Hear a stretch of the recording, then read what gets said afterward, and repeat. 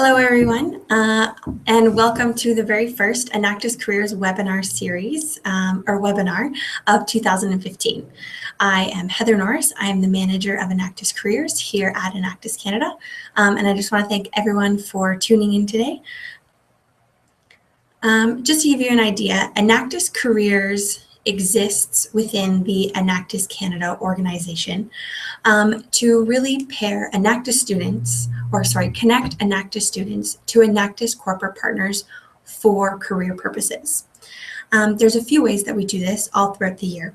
The main two ways are through the Enactus Canada Talent Community, which is an exclusive job board for Enactus students, and also for the Enactus corporate partners to post their jobs and have Enactus Canada students apply. The other main way that we get them connected is through the Enactus Canada Regional and National Expositions, specifically at the career fairs, where we give students that one-on-one time, face time with our corporate partners. So to stay up to date on anything that is happening within Enactus Careers, so job postings, opportunities, webinars that you can tune into just like this, feel free to follow Enactus Careers on Twitter, as well as reach out to your Enactus Career ambassadors that you have on your campuses. All right, so today's webinar is going to cover the application process of landing that dream job. Now, we all know that landing that dream job does not happen overnight. There's multiple steps in getting that to happen. And today we're going to focus specifically on the application process. And then throughout the webinar series that happen, we will cover other little topics. Just to give you an idea, we'll be covering interview process, the follow-up process after you interview, as well as any networking opportunities that you attend that kind of assist in landing that dream job. So again, today we'll focus on the application process, and we're going to cover tips and tricks on your cover letter writing, your resume writing, and any of those application questions that you fill out through the process. So a general rule when writing these three key pieces is customization. You want to ensure that your cover letter and your resume and your application responses are targeted towards the job that you are applying for. So just a general rule, you shouldn't have just one resume that you submit to everybody for every job application. You should be tailoring it to the specific job. To give an example, one job application may say that we're looking for a candidate that has good communication skills or or knows Microsoft Excel, those type of things. And you want to be able to tailor that in your resume. So those key skill sections, as well as in your previous job experience, you want to be able to highlight those. So again, just making sure that those are customized. And all of these tips and tricks are ideally getting you to have your resume in the keep pile as opposed to that toss pile when recruiters are looking at them.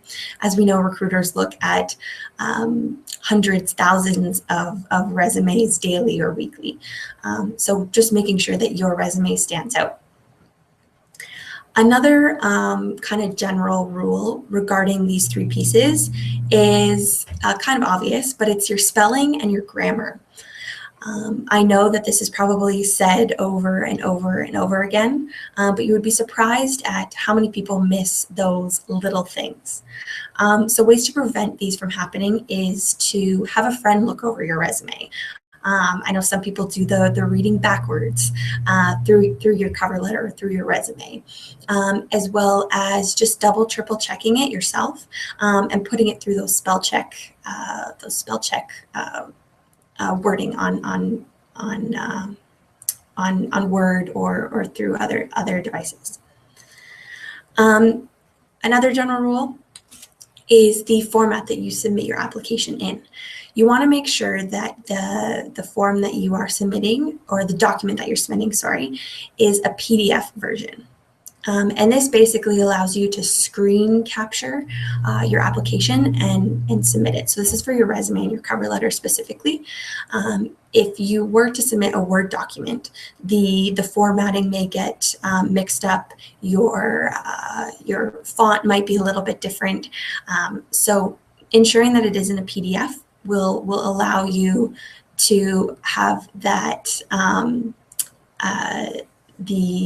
the security of knowing that the recruiter is seeing it the way that you want them to see it. So spacing and everything like that. And just for general information, if you are unsure of templates to use for your cover letter or for your resume, simply Google it. There are tons and tons and tons of formats or templates for your cover letter and your resume online. But in some cases, you may not want to follow these exact formats. You may want to get a little bit creative, especially for those marketing jobs or graphic designers or social media. You want to make sure that you, again, it comes back to the tailoring thing. If you're applying for a specific job, you want to make sure that that reflects in your resume. So getting that creative aspect is key. So now jumping into specifics in terms of cover letter versus resume versus application, and kind of what little tips and tricks around that. So with your cover letter, basically what you are trying to tell the recruiter is, I'm perfect, and call me. And ways that you can do this is to make sure that you've kind of done your research. Show the recruiter that you've actually looked at the website and that you are an asset to the company. You don't want to make your cover letter too long. They say that about 3 paragraphs or half a page is sufficient. You don't want to be creating a long list. They look through millions of cover letters, and you want to make it as easy as possible for them. Another cool thing is that what you're trying to tell the recruiter is, yeah, I'm a perfect fit. Here, make some notes on my cover letter. So leave them that space to make notes, and also call me. One thing with your cover letter is you don't want to necessarily repeat what is on your resume. This is those main skills that we talk about. You don't want to be reiterating that or basically they're in point form and now you're making them into a sentence just for the sake of it. The cover letter is really to tailor towards that specific job and kind of your elevator pitch in a way that you don't necessarily get the chance to do on a resume. So I'm a really great fit for your organization. I am an asset to the company. And place also to, again, to get specific. So highlight an area of your resume. Again, don't repeat it, but highlight an area of it. Another thing kind of to avoid using on your resume, and this will also relate back into your cover letter, which also relates back to the resume, is that you don't want to put my name is, and I'm applying for this. Usually when you apply for a job, they already know that you're applying for that job. So you don't necessarily need to reinforce that information.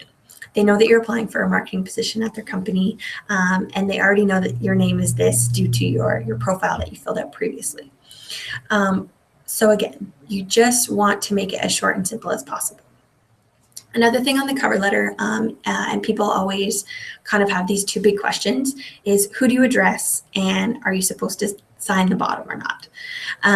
So when you're drafting this and you're thinking about how to address the recruiter that it's going to go to, you really need to analyze that a little bit. If you know the person that you are that you're submitting it to, then definitely put Dear Mr. John Doe. And then maybe put in a little tag about how you met that person or a trigger that will help them to remember who you are. So we met at this networking event, and we chatted about this, and this kind of thing. If you don't know who you are submitting this to and you're just submitting it onto a job board, then don't put Dear or to whom it may concern, dear recruiter, just simply take that out. And again, it makes it even shorter, which is great. And also the signature at the bottom. I think the general rule is if you have an electronic signature, then great, you can add that when you're submitting it online. If you're submitting it in person, then definitely sign Dear Heather Norris or Sincerely, and then sign your name. But if it's on the web, a digital signature isn't necessarily needed. You can just type your name. So kind of it depends on the situation and how you're submitting that application. So now moving on to kind of the resume. And before I move on to specific resume, I just want to talk about formatting between cover letter and resume. So ensuring that the formatting is similar. So in this, I'm meaning the header at the top of your page, which usually includes your contact information. So your phone number, your email, your name, maybe your website, your LinkedIn profile, things like that. You want to make sure that there's consistency within your cover letter and resume. So making sure that that header is similar or exactly the same on your cover letter as it is in your resume. Again, and it's more of a visual thing for the recruiter to keep, to not get them confused. And it's very easy to pair them together. Another thing to keep in mind is just the font. Make sure that the font's the same, the size of font is the same, your headings and how you do that is all the same. So again, this consistency thing keeps coming up.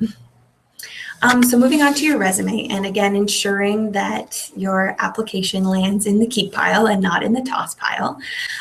There's a few things to consider. So I talked about white space in the cover letter and how white space is a good thing on a cover letter. You want to kind of have that section for recruiters to make notes on your profile. And you don't need your cover letter to be a whole page. You only need it to be half a page. With your resume, it's a little bit different. You don't necessarily want there to be a lot of white space. You obviously don't want it all full with context. You still have to have your proper spacing and everything. But with white space, you don't want to have half a page blank. So I know that a lot of people either want one full page or two full pages. They don't want 1.5 pages, and it can be very difficult. An easy thing to do with that is just the formatting. So, increase your font a little bit to stretch it to that 2 pages, or condense it to make it into that 1 page. Play with your indexes, the margins, on the outsides. Kind of play with that a little bit to make it fit either 1 page or 2 page. 2 pages is acceptable. 1 page is also acceptable.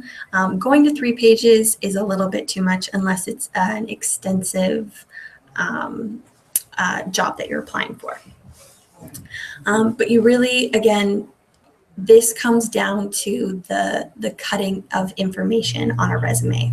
You don't, for example, if you're applying for a marketing job, the fact that you worked and you're graduating from university, let's say that you worked as a lifeguard in high school, that may not necessarily be relevant to this specific job that you're applying for after school. You want to make the information that you're putting on your resume as relevant as possible to the job that you are applying for. So really analyze that, and if it doesn't make sense to have on your resume, just cut it out. Another thing that some people ask is on a resume, people will have an objective at the top and saying my objective is to be working at XYZ company in XYZ position. Again, this kind of relates back to the my name is and I'm applying for on your cover letter. It's not necessarily needed. You don't need to tell the recruiter that you are applying for this position because it's already made known in you like applying and submitting your resume to that specific job. So just make sure that again, you're cutting information that is not needed. The other big thing with your resume is the quality and the quantity of content, or sorry, the quantity in your content. So, for example, if you were a communications director or a marketing executive in an organization or on your team, you want to be able to explain what exactly you did in that role and put hard numbers to that. So if you manage a team, say I managed a team of 8 people to deliver 6 different marketing campaigns, and things like that, to really show the quality of work that you've done. You also don't want to use too many basic terms. So good in communication skills, or great in this, or excellent in this. You really want to be able to highlight those skills, but highlighting how you were good at those skills is even better. So again, communication. I keep relating back to communication, but if you created a marketing campaign that engaged X amount of people, then that probably shows that you're good at communication skills and marketing campaigns, rather than just saying good in communication. You really want to provide ways that you succeeded in this area.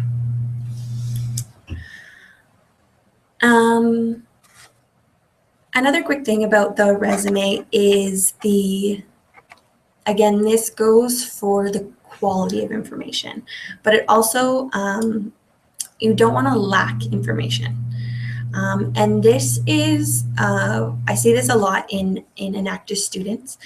We want to make sure that we're not just putting, I am a member of Enactus XYZ school.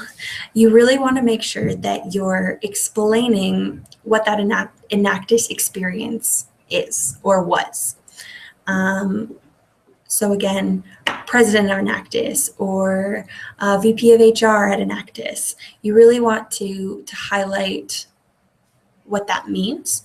And this doesn't necessarily go for Enactus, but if you were president of, again, XYZ organization or club, you really want to outline what that means, because the recruiter might not know what XYZ company is or what XYZ company stands for.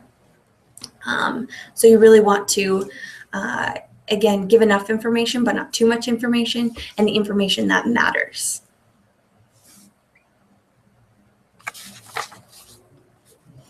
Okay, and the last little piece that I wanted to talk about was the application questions that you may or may not have on in the process of applying for a job. This will usually be, why are you a good candidate? Things like that. And general rules for this is you want to, again, stand out. So don't simply answer the question with, I'm a good candidate because, and then list your 3 skills. You really want to get creative with it, and take people through a story almost. Kind of think about it in their perspective. Say, like, ask yourself, why are they asking this question? What are they looking for in this question when applicants apply for it? And then tailor your response accordingly. Putting yourself in their shoes will definitely make your thinking process a little bit different, and it won't be as much of, I'm a good candidate because. It will be, you'll get more creative with it for sure.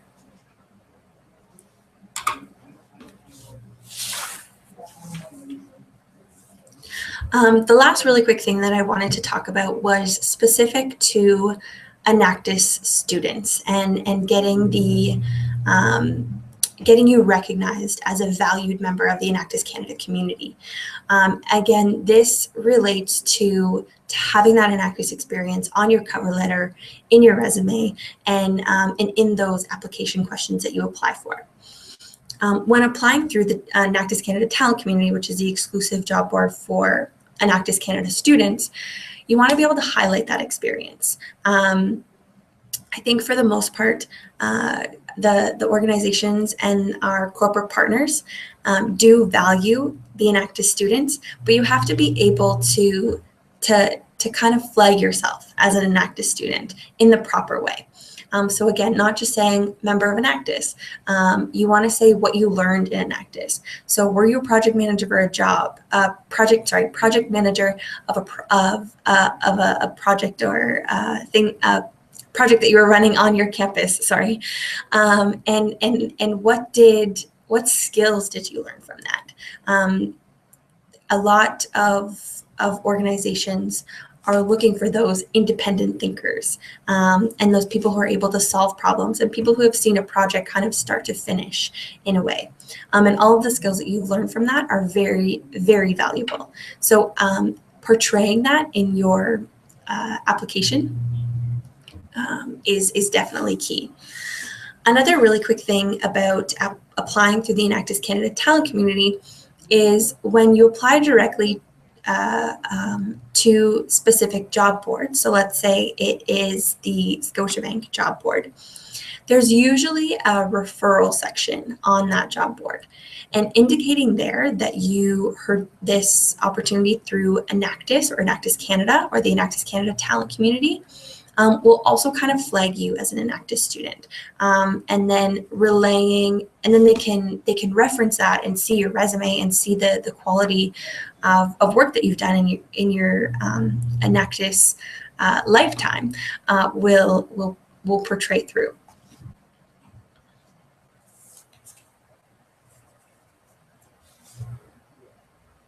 Just going.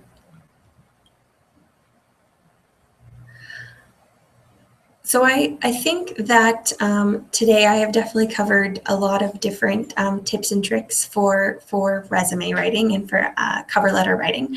But before we end off, I just wanted to show you really quickly the Enactus Canada website and where you can find articles that have been written around these tips and tricks. So I'm just going to screen share with you.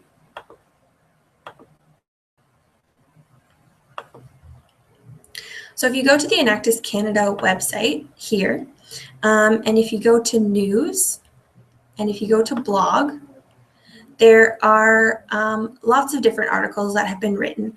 But main ones are, the big interview, prepare, execute, and follow up.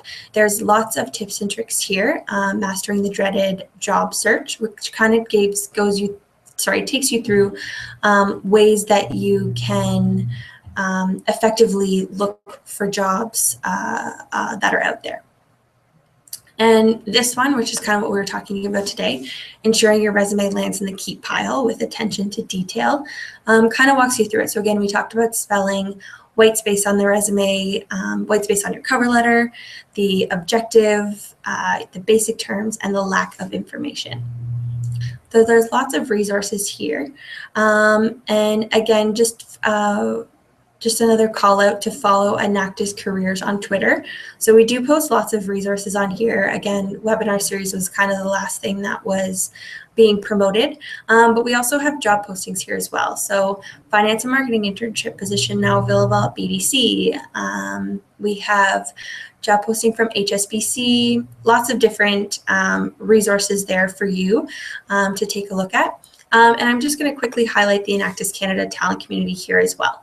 So this is the Enactus Canada Talent Community where you can go on and view all of the job postings that our corporate partners have posted at the moment. And you can apply through here. You simply just have to create a profile on the portal and fill out your general questions information, which is basic information like graduation time, what you're looking for in recruitment, what school you go to, what your Enactus experience is, as well as upload a recent resume. And then you can always upload, you can continue to upload different resumes tailored to specific jobs. So I think that that's all I really had to talk about today. I just wanted to, again, thank everyone for coming out and tuning in to the very first Enactus Careers webinar. If you have any questions about anything that was talked about today, any comments, if you have any tips and tricks that you would like to share that you have found worked really well for you, for your resume, cover letter, or application questions, please feel free to comment below. and share those with us. Again, any questions you can post in there, or you can also email me personally at heather@enactus.ca. And I would love to get your feedback on this. So thank you so much, and I look forward to seeing you all at the next webinar series, where we will be covering the interview process and interview tips that you can gain before stepping into that interview. So thank you so much, guys. I'll see you later.